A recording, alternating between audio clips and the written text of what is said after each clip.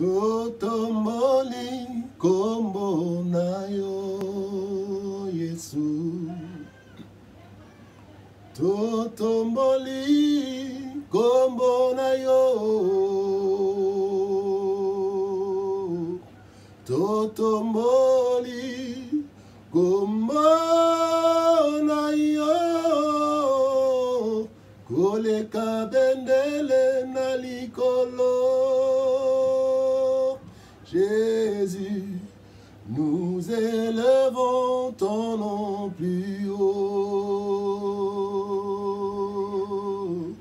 Nous élevons ton nom plus haut.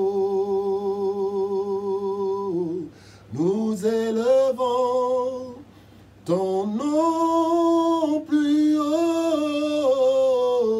Plus qu'une bannière dans les cieux.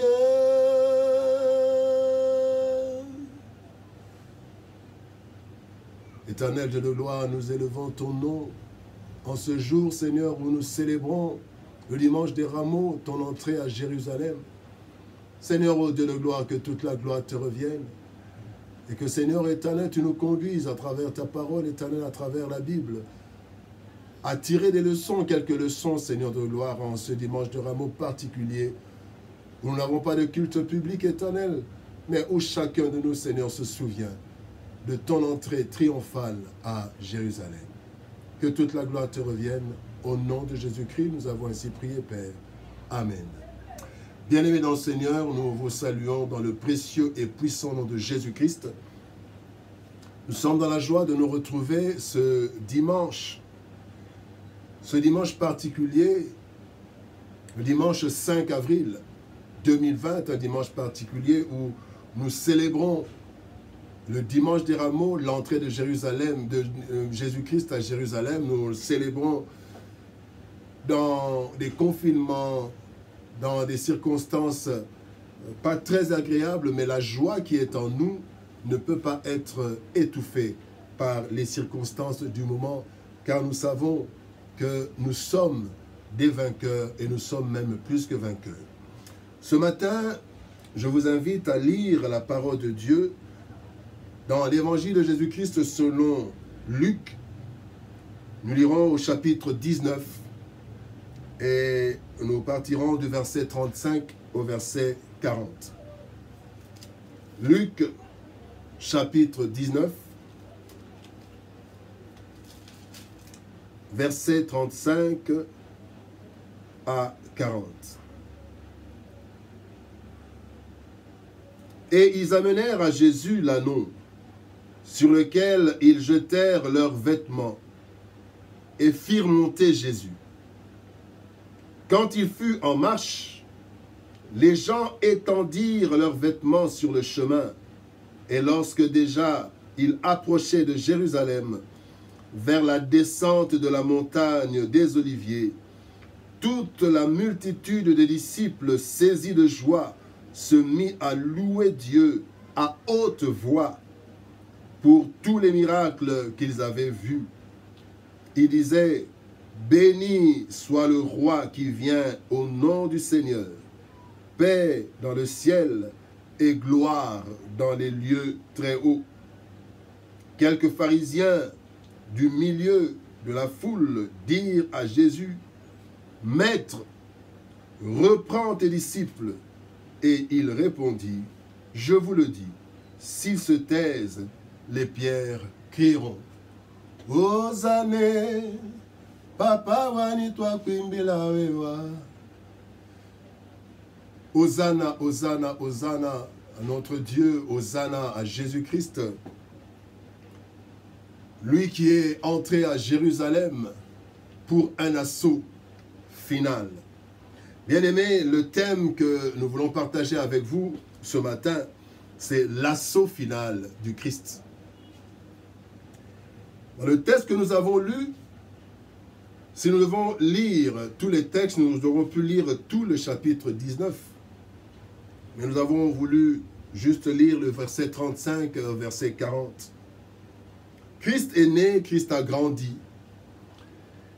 Et à l'âge de 30 ans, quand il a atteint l'âge selon la loi, l'âge qui était requis selon la loi pour exercer un métier, exercer une fonction dans le temple à 30 ans.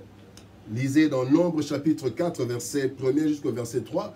Vous verrez qu'en Israël, on ne pouvait pas exercer un ministère, on ne pouvait pas exercer dans le temple avant l'âge de 30 ans. C'était la loi en ce moment.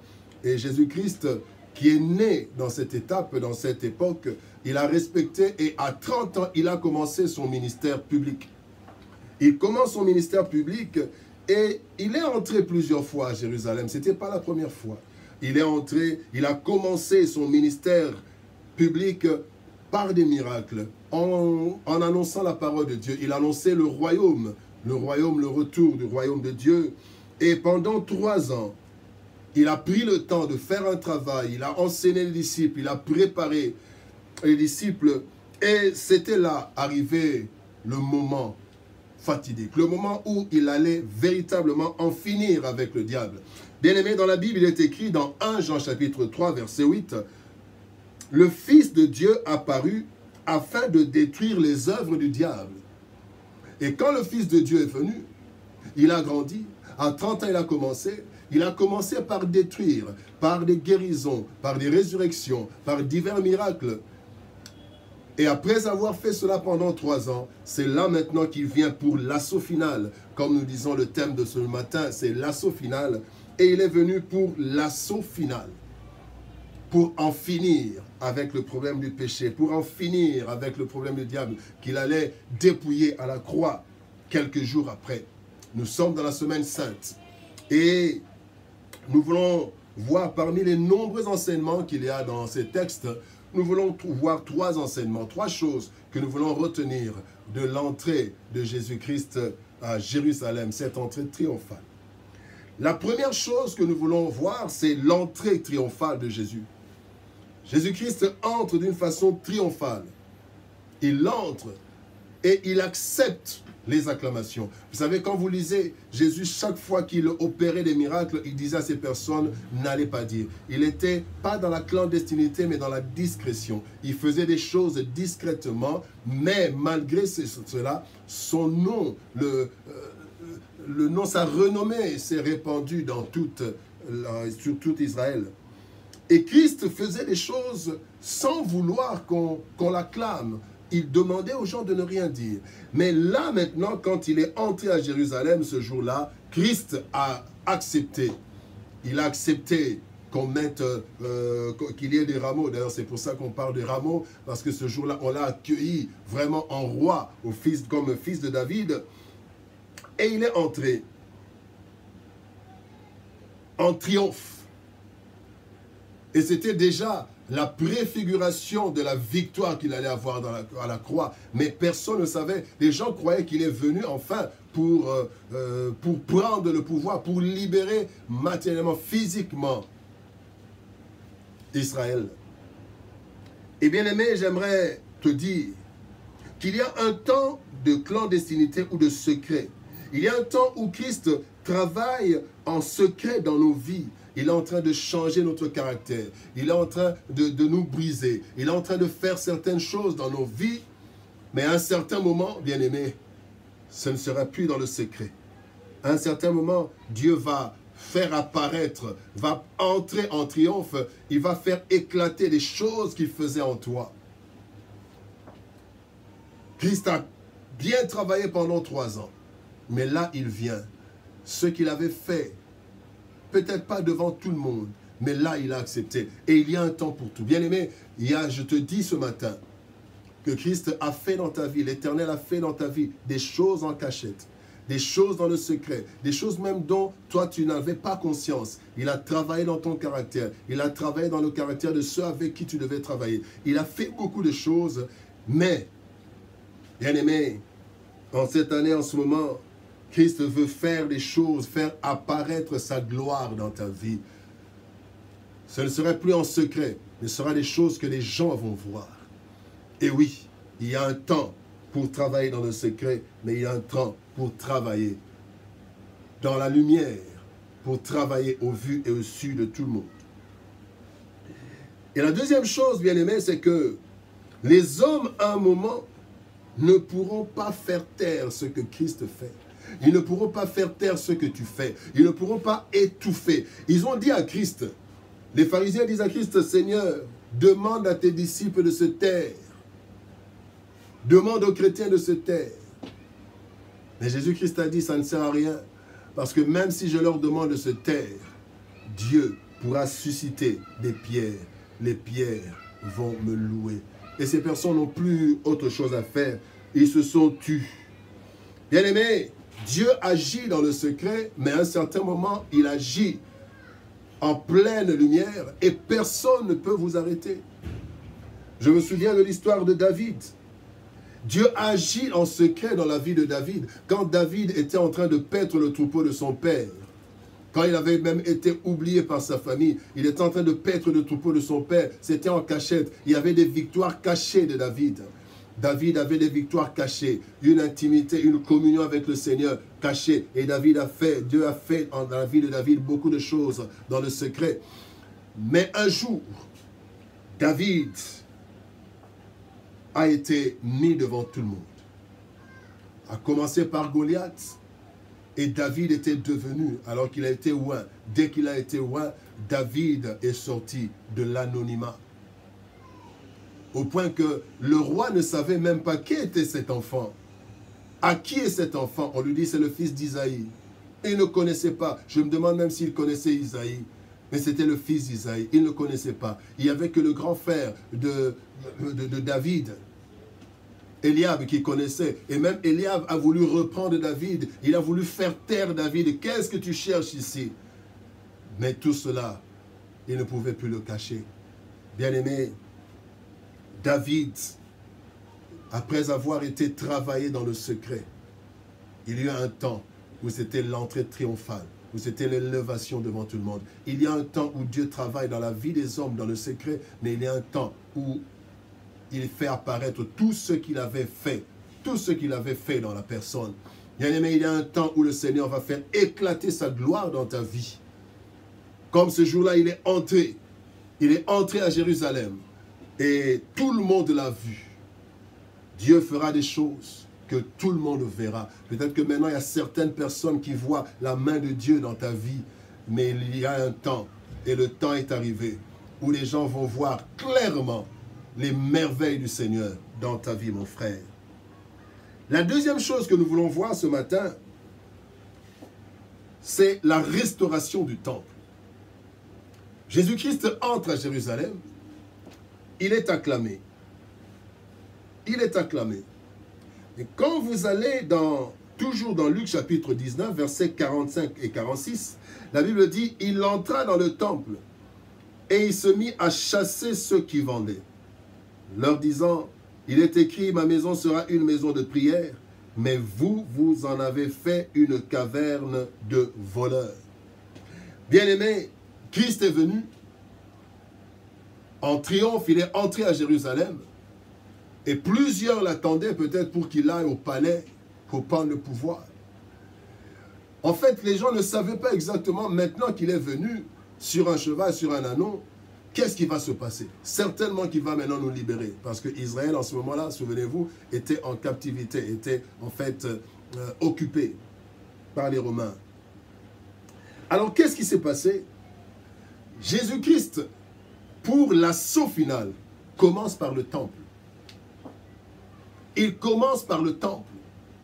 Bien-aimé, en entrant à Jérusalem, le premier acte qu'il a posé, c'est qu'il est allé au temple. Et il est allé chasser ceux qui avaient fait du temple du Seigneur une caverne de voleurs. Bien-aimé, comment, dans quel état se trouvent nos temples maisons, nos temples corps?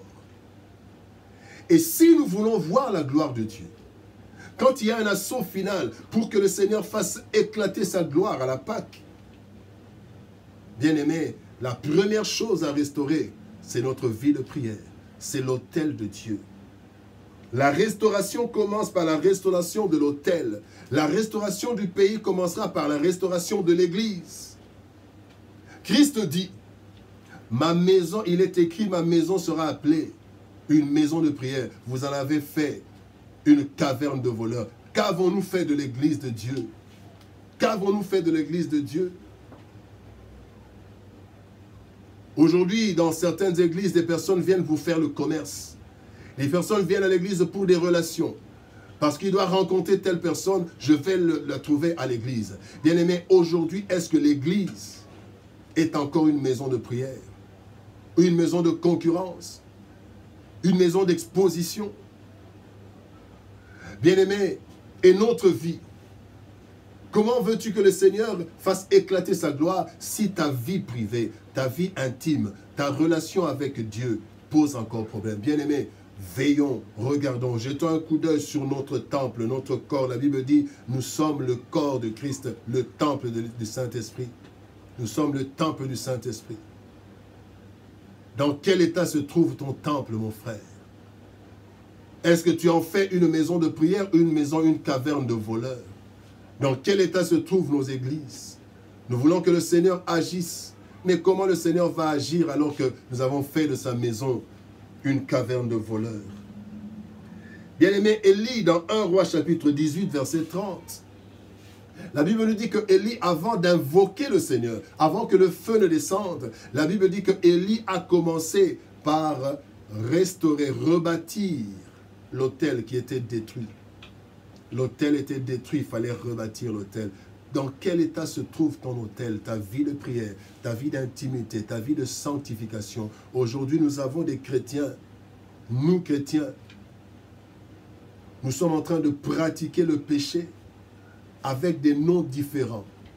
Bien-aimé, vous pouvez changer le nom de votre péché, le péché restera péché.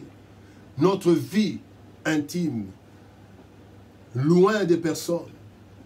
Qu'est-ce que nous faisons dans le noir, dans les lieux secrets, dans les lieux cachés, là où ceux qui nous connaissent ne sont pas là? Qu'est-ce que nous faisons? Éloigner des personnes. Et après, nous invoquons le Seigneur. Seigneur, agis. Seigneur, où es-tu? Souviens-toi de moi. Mais de quoi est-ce que Dieu va se souvenir dans ta vie? Avant qu'Élie n'invoque le feu, il a rebâti l'autel. 1 Roi 18, 30. Et la Bible nous dit dans Job chapitre 32, verset 8, la Bible dit, « Mais en réalité, dans l'homme, c'est l'esprit, le souffle du Tout-Puissant qui donne l'intelligence. » En réalité, dans l'homme, c'est l'esprit. Bien-aimés, nous voyons comment nous prenons soin de notre corps extérieurement. Nous voyons comment nous voulons bien nous habiller, mettre du parfum, bien nous coiffer. Ce n'est pas mauvais du reste. Mais quel est l'état de notre esprit? Quel est l'état de notre esprit, notre relation avec l'Éternel? Bien-aimé, Christ est entré d'une façon triomphale à Jérusalem. Et les gens attendaient des grandes choses, des grandes décisions, des grandes annonces. Mais la première chose que Christ fait, il va dans le temple, il va remettre de l'ordre dans le temple du Seigneur, maison de prière qui était devenue une caverne de voleurs. Bien-aimés, le dimanche des Rameaux, l'entrée de Jésus à Jérusalem doit aussi signifier pour nous la restauration de notre temple, la restauration de notre vie intime avec le Seigneur, de notre intimité, notre méditation, notre vie de prière, notre vie, notre marche de sanctification. Où est la sanctification? Aujourd'hui, dans l'Église, on retrouve les mêmes choses que dans le monde. Ce n'est pas normal. Retrouver l'Église dans le monde, c'est normal. Mais retrouver le monde dans l'Église, ce n'est pas normal. À moins que ce soit le monde qui vient et qui est transformé. Mais des personnes qui font des années, des responsables d'Église, hommes comme femmes, mais parfois dans nos comportements, cela laisse à désirer. Et c'est comme ça que quand la tête, quand les responsables, les pasteurs, les évangélistes, les prophètes, les apôtres, les docteurs, les diacres, les anciens, quand nous faisons n'importe quoi, qu'est-ce que nous pouvons attendre des fidèles? Nous ne pourrons donner aux fidèles peut-être des paroles, des enseignements profonds, peut-être. Mais en fait, nous allons leur transmettre spirituellement des choses qui n'honorent pas Dieu. Et nous aurons des chrétiens qui sont remplis de connaissances bibliques, mais dont la vie laisse à désirer. Christ rentre et il commence par le temple. La troisième chose que nous voulons voir ce matin, c'est que quand Christ agit, quand le Seigneur agit, il y a deux choses. Il y a l'étonnement et le mécontentement. Quand Christ est venu, déjà il y avait le mécontentement pour les pharisiens, pour les autres. Mais il y avait l'étonnement. Quand il vient chasser tout le monde du temple, ils étaient étonnés. Qu'est-ce que ça a à voir? Ces gens qui sont en train de se débrouiller. Ils se débrouillent. Ils n'ont pas d'argent, ils viennent vendre quelque chose. Mais non, on a transformé le temple en caverne. Et Christ a créé l'étonnement. Les gens étaient étonnés des réactions de Christ. Étonnés par les miracles, mais aussi étonnés par les réactions. Quand il vient chasser, c'est quelque chose. Il pouvait même dire, mais il venait, il voyait déjà ça depuis longtemps. Mais là, c'était l'assaut final. N'oubliez pas le thème de notre message, c'est l'assaut final du Christ. L'assaut final, c'est une semaine, c'était la semaine décisive. Il est venu en finir avec l'ennemi. Et je prie que le Seigneur en finisse avec le diable, en finisse avec le coronavirus, qu'il en finisse avec toutes les puissances des ténèbres qui agissent dans nos vies. Étonnement et mécontentement.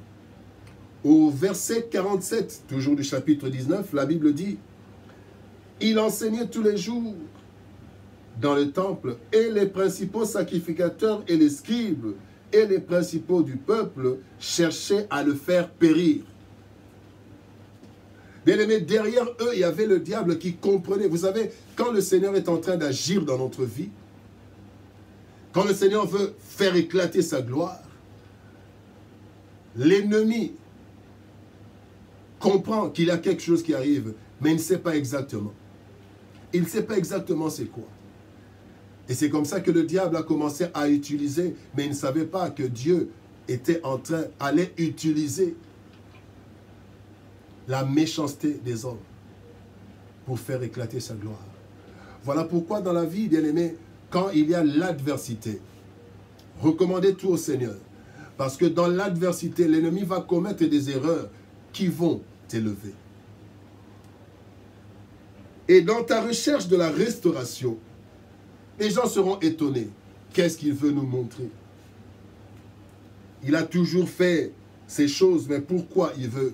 Ils seront étonnés, surtout certains, d'autres seront méchants. Il y aura des amis qui vont te dire que voilà, tu commences à les éloigner. Qu'est-ce que tu crois? Tu vas entrer toi-même au ciel. Bien-aimé, oui, il faut se dire, même si je dois entrer moi-même au ciel, je le ferai, mais je ne devrais pas suivre tout le monde.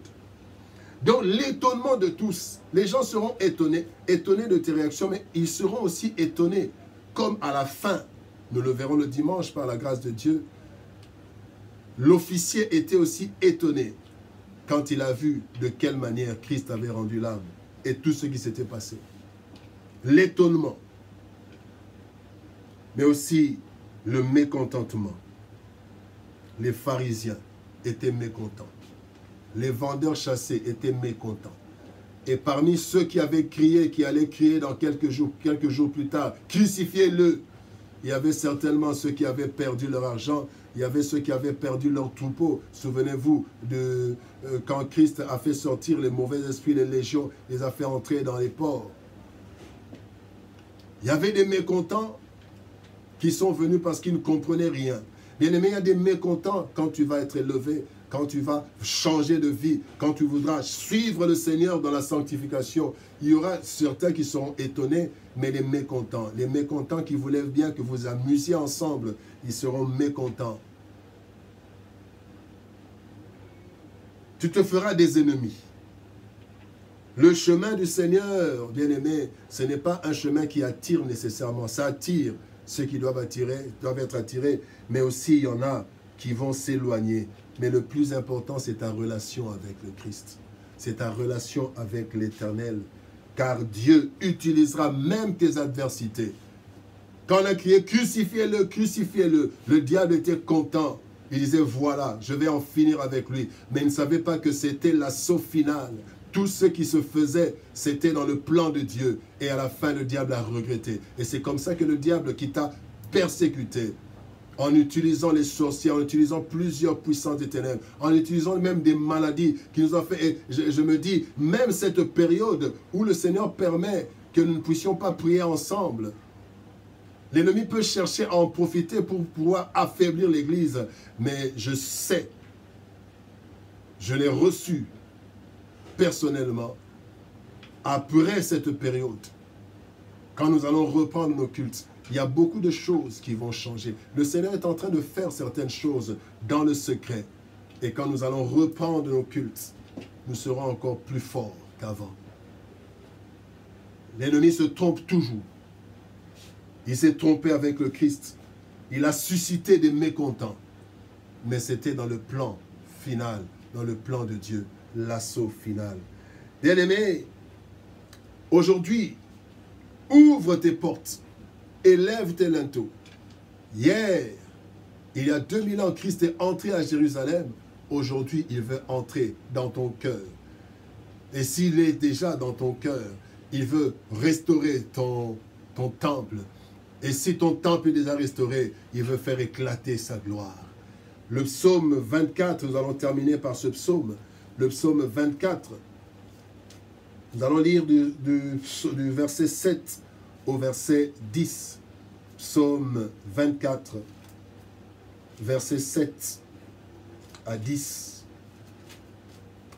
La Bible dit, « Porte, élevez vos linteaux. Élevez-vous, porte éternelle, que le roi de gloire fasse son entrée. » Qui est ce roi de gloire? L'Éternel fort et puissant. L'Éternel puissant dans les combats. Porte, élevez vos linteaux. Élevez-les, portes éternelles, que le roi de gloire fasse son entrée. Qui donc est ce roi de gloire? L'Éternel des armées, voilà le roi de gloire. En ce dimanche des rameaux, en ce dimanche où nous célébrons l'entrée de Jésus-Christ à Jérusalem, nous voulons aussi célébrer l'entrée de Christ dans nos vies, nous souvenir du jour où Christ est entré dans nos vies et savoir que quand il est entré, il y a tout un processus. Quand il est entré dans nos vies, c'est l'assaut final pour en finir avec toutes les puissances des ténèbres. Voilà pourquoi nous devons élever nos linteaux. Nous devons lui laisser le temps, lui laisser la place pour qu'il entre et qu'il fasse son travail dans nos vies. Hosanna au fils de David. Ils ont chanté à l'époque. Et aujourd'hui aussi nous disons gloire au Seigneur. Hosanna, papa wani twa kwimbila wewa. Hosanna, papa wani twa kwimbila wewa. Yemozana, Hosanna. Hosanna, oh, Hosanna, Hosanna, twakuimbira wewa, twakuimbira wewa, toyembeli yoe, toyembeli yoe, tonakuimbia, tonakuimbia. Bien-aimés dans le Seigneur, que Dieu vous bénisse.